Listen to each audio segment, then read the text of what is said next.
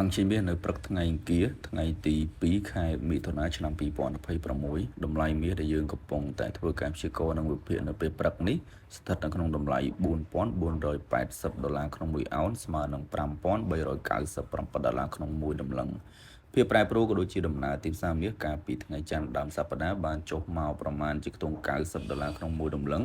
ធ្លាក់មកដល់តំបន់ support ចុងក្រោយស្ថិតនៅក្នុង04448ដុល្លារព្រឹកនេះមាសបានហោះឡើងមកកម្រិតមធ្យមខ្ទង់ប្រមាណជាខ្ទង់40ទៅ50លេខឯបងប្អូនដែលបានឡើងមកដល់04497ដុល្លារទីផ្សារមាសនៅព្រឹកនេះគឺមានទំនោរsidewaysនៅក្នុងតំបន់ហ្នឹងយើងឃើញទំនោរក៏ដូចជាដំណើរទីផ្សារនៅតែបន្តដើរនៅក្នុង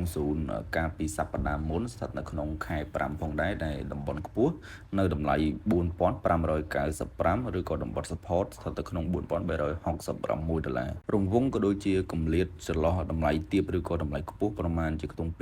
230លេខទេដែលបានដើរនៅក្នុងតំបន់ហ្នឹងអញ្ចឹងទីផ្សារមាសនៅព្រឹកថ្ងៃទី2នេះថ្ងៃអង្គារគឺយើងអាចរងចាំជួញដូរបានតំបន់បច្ចុប្បន្ននេះវាបានឡើងមកខ្ទង់ប្រមាណជា40ទៅ50លេខទេអ្នកដែលបានទិញពីតម្លៃ4450គឺអាចមានឱកាសចំណេញខ្ទង់20ទៅ30លេខដែរតែបើសិនជាអត់ទាន់បានទិញឬក៏ត្រៀមទិញនៅក្នុងថ្ងៃថ្មីនេះគឺយើងអាចរងចាំទិញម្ដងទៀតឲ្យទីផ្សារមាសចុះមកមួយជើងទៀតសិនទៅព្រោះទំនោរនៅព្រឹកនេះអាចនឹងមកថែមមកក្រោមទិញទួចទៀតអញ្ចឹងយើងមើលឃើញទីផ្សារមាសនៅតំបន់04480នេះវាមានភាគរយជ្រុំ sideways ប៉ុន្តែអាចនឹងទម្លាក់ខ្លួនមកមួយជើងទៀតតំបន់ឡូឬក៏តំបន់ទាបចុងក្រោយនៅថ្ងៃទី2នេះដែលទីផ្សារអាចនឹងចុះទៅជ្រៅណាអាចមកមួយជើងទៀតរហូតមកដល់តម្លៃ support កាលពីយប់មិញនៅតម្លៃ4448ដុល្លារជាតម្លៃទាបហើយក៏យើងអាចទិញម្ដងទៀតនៅក្នុងតំបន់នឹងដូចគ្នាឬក៏តម្លៃចុងក្រោយស្ថិតនៅក្នុង04415ដុល្លារក្នុង1អោនប៉ុន្តែយើងនៅតែមើលឃើញថាការជួញដូរនៅក្នុងរង្វង់ sideways ប្រសិនបើបងប្អូនចង់ទិញអាចទិញពេលព្រឹកនៅតម្លៃ4478ហ្នឹងដើម្បីទាញទិសដៅឲ្យទីផ្សារមានការកើនឡើងរហូតមកដល់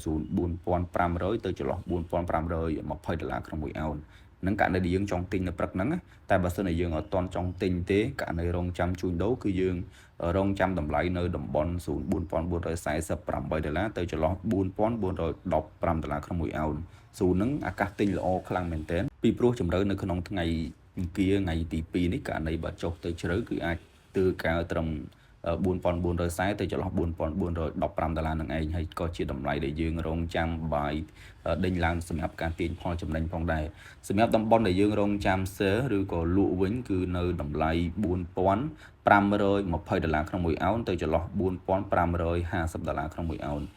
នេះគឺយើងរងចាំ sell ក្នុងករណីដែលទីផ្សារបុកឡើងមកដល់តម្លៃហ្នឹងគឺឱកាសលក់ល្អខ្លាំង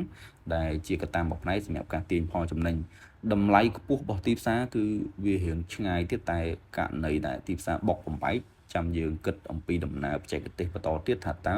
ទំនោរទីផ្សារអាប់ឡើងទៅលើឬក៏ដោនមកក្រោមប៉ុន្តែនៅក្នុង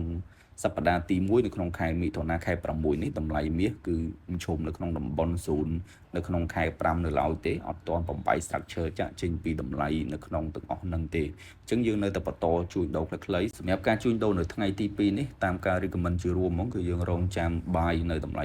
4440ទៅចន្លោះ4415ឬក៏រងចាំលក់នៅតម្លៃ4520ទៅចន្លោះ4550ដុល្លារក្នុង1អោន